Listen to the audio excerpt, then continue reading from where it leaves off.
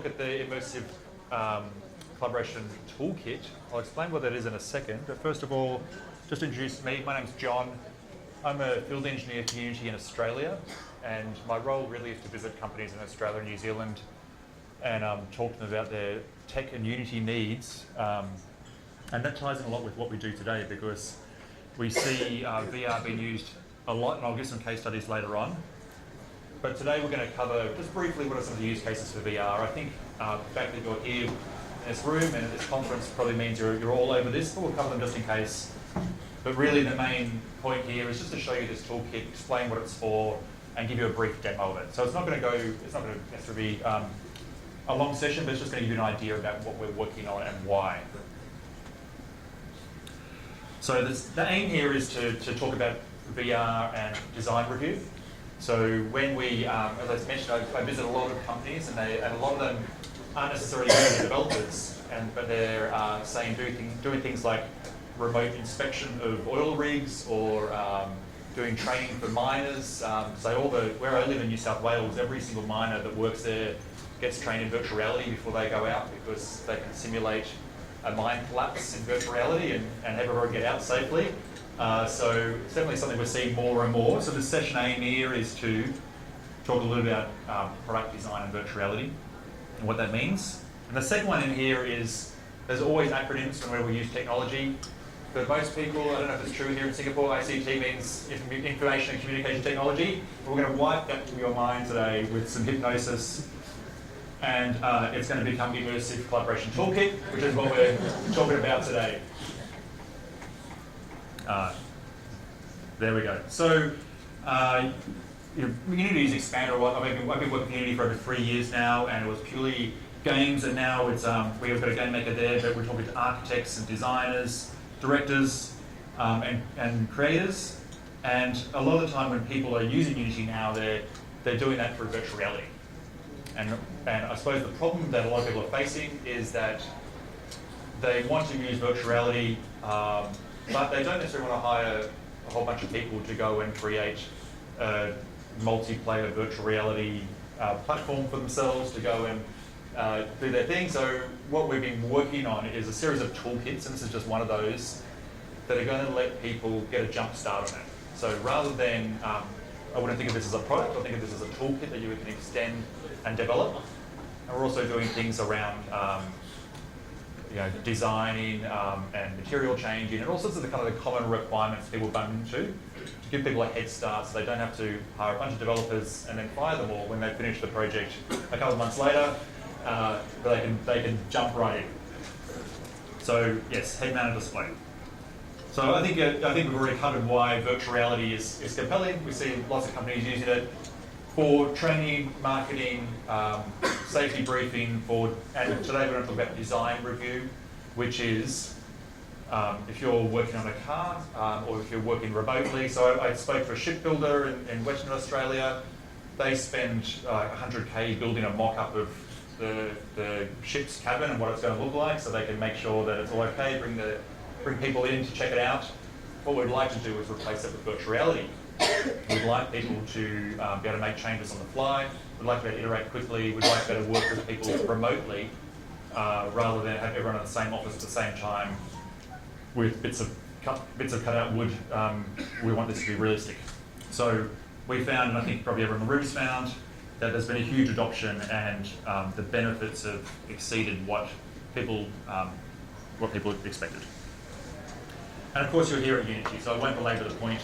You're here at Unite, that most of, the vast majority of VR content is made in Unity, and a lot of the innovative companies that are using VR are using Unity as their platform of choice.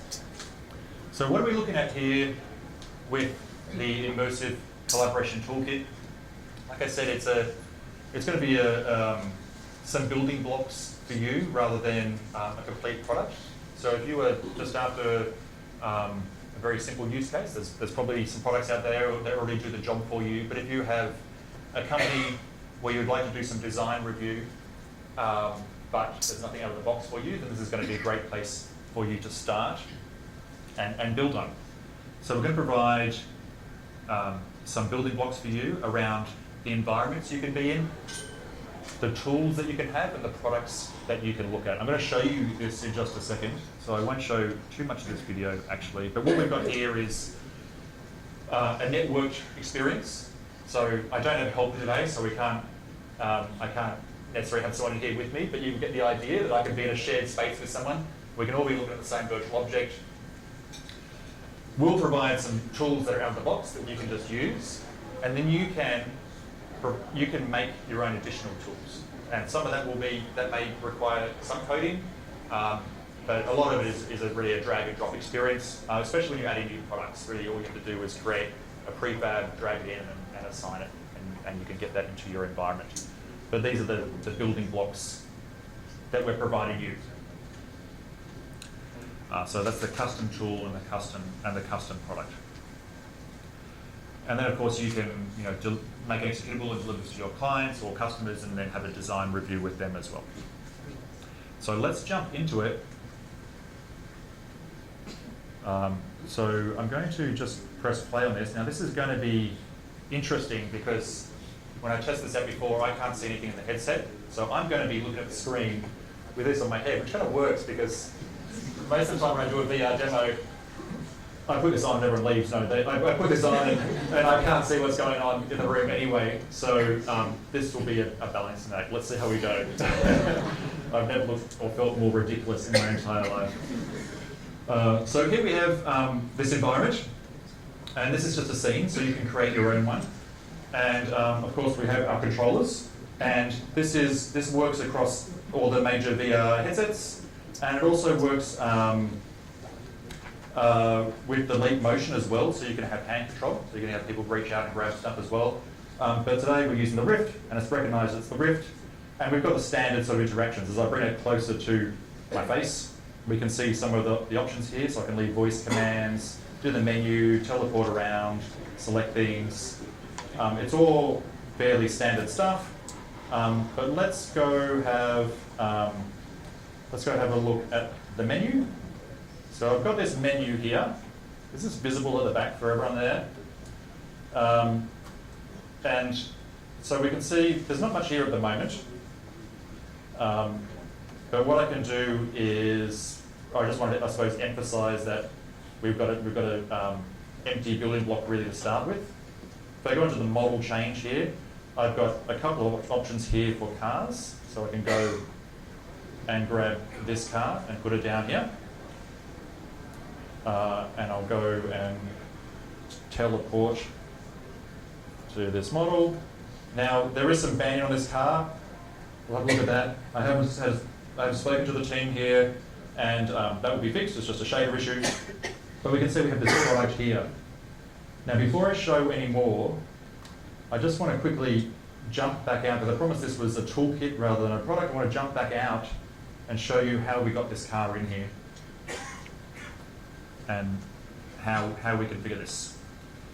So this is, so what we have here is just a sample scene that's provided as part of this toolkit. And it has all the things that we usually have set up for us. Let me just zoom in here on this one here. So this is the configuration. This is the configuration component. And we can see here, this is what we saw in that menu. I have two products.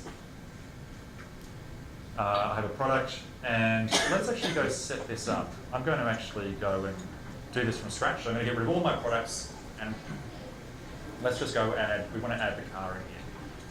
So I'm going to add one product in, and all we have here is 4 things we need to set up.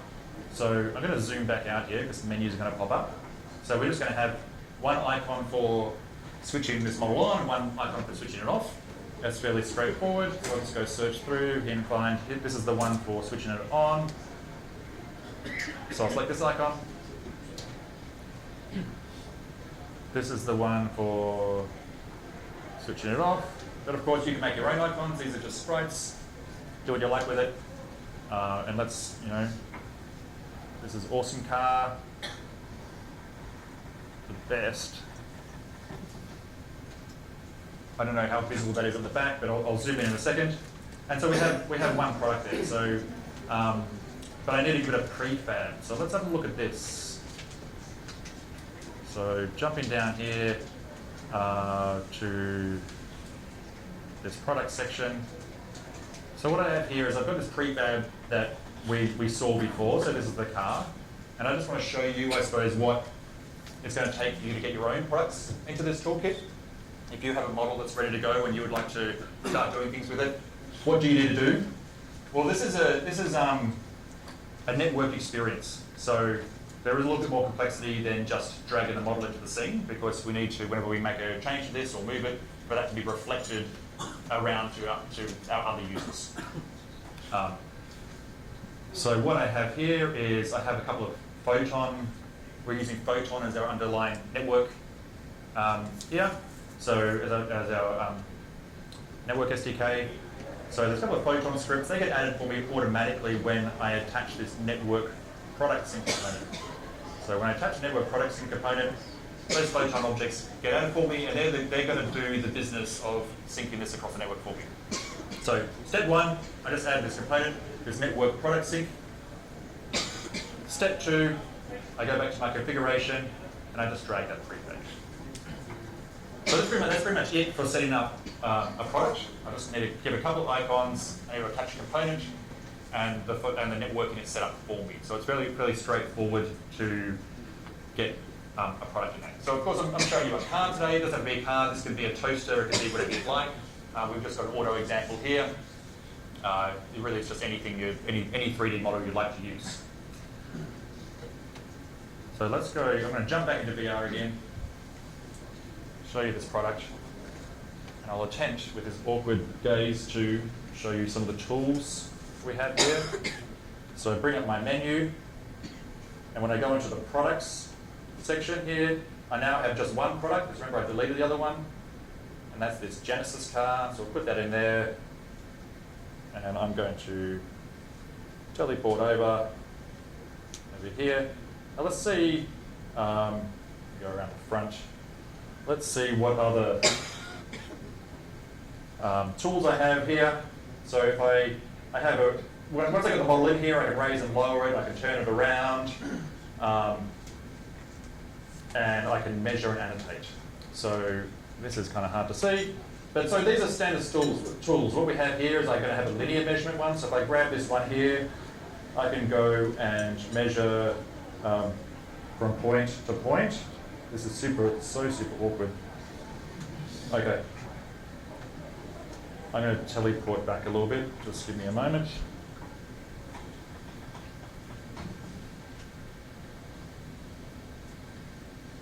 All right.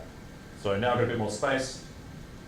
I can go and put a whole bunch of measurements here. I can measure the wheel as well. Anything that has a collider on it, I should be able to do a measurement for. So the wheel there is 126 centimeters. So I have linear measurement tools.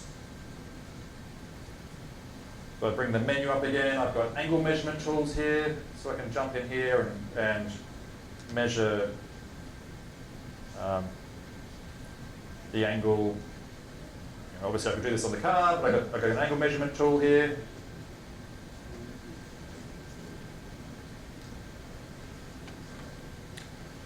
All right, what else have I got? I can leave notes. I mean, this is going to be one of the most valuable things here, is I can go and say,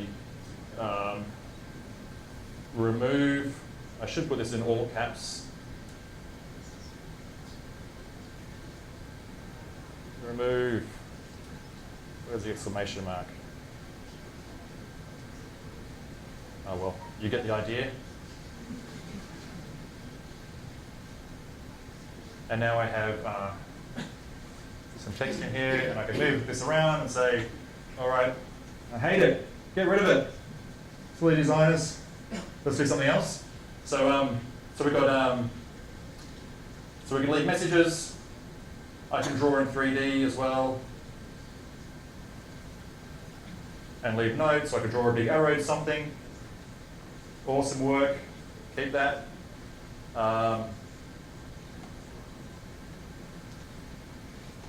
And that's about it.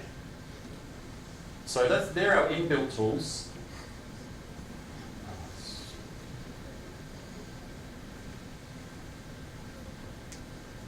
And I also have my own tool. So here I've got this user tool section. I'm going to jump back out. Before I show you that in action, I'm going to jump back out and show you how to make a tool. So measurement tools are awesome. Annotation's awesome. We can do all that sort of stuff. But you're going to go, okay, I really want to make a material picker. I really want to go and make something that's going to let me do some deformation, something that's going to let me run my wind tunnel tests and hold the controller in the right spot to visualize particles over the car, or whatever your imagination comes up with. There's going to be all these tools you're going to want to add to this. How do we do this? Well, we have a sample tool in here at the moment, which is just going to be a flashlight. So I'm going to show you that. And I'm going to show you code.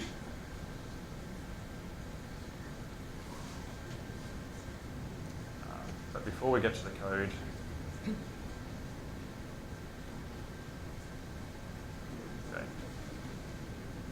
before I get to the code, let's see what we have here. So I have, as my tool, I just have a light here. It's turned off by default because I don't want the light to be on when I start.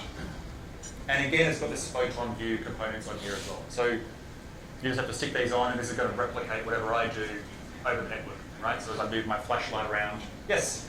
The photon view is not a requirement. Can you use any networking solution that you desire as long as it's attached to?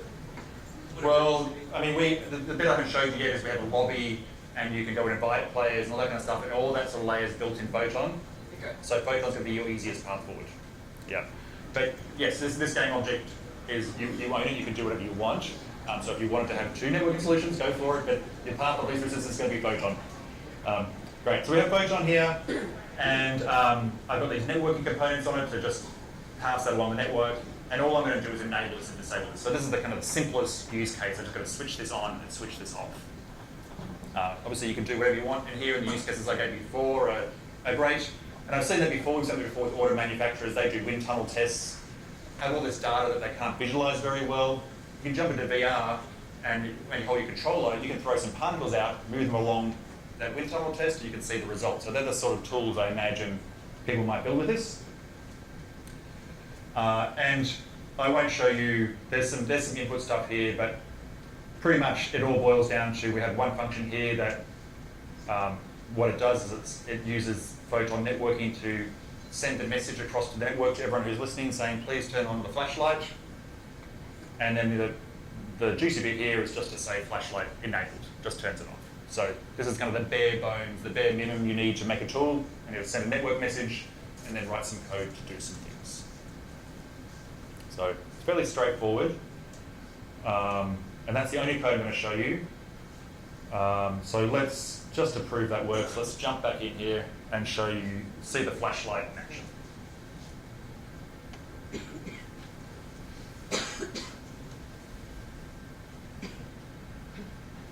So go to my menu, we have our user tools down here, and there's a 2D icon there, but whatever. And now we have a flashlight I can move around. And so we have some user tools. And that is pretty much the toolkit. Let me just make sure. Yeah, so that's pretty much the toolkit. Networked by default. Well, one thing I didn't show you actually is I didn't show you the lobby, and I don't have anyone to test me out. This is much better if I had someone here who could jump in with me. But we also provide wherever it is gone. Another scene which it's in samples actually.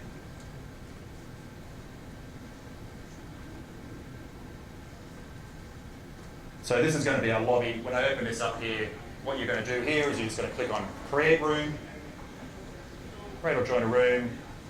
Let's create a room. Give it a name. Design. Meeting. How many participants I expect to have in there. And then what I can do is people can go and then type that same name in and join the same room that I'm in, and then we're all in the same space together. So that's it. Networked by default. Tool. There's a tooling section, a changing environment. I've showed you the outdoor environment there, but you can make your own one. Easy to get products in. easy to network. So it just takes away some of the pain to get you going. Does anyone have any questions? No, awesome. So this is, feel free to come up afterwards. I know people don't like to yell out, I'll hang around. If you would like to get access to this, then it's not publicly available yet. This will be so what you should do is just come out to some of the desks outside or see me afterwards. We'll get your name and number and you know, we can get you a trial later on or talk to you about how you can get access later on. It's still quite early on, but yeah, we just thought we'd show you at the start what we're working on, get feedback and see who's interested. Thank you very much.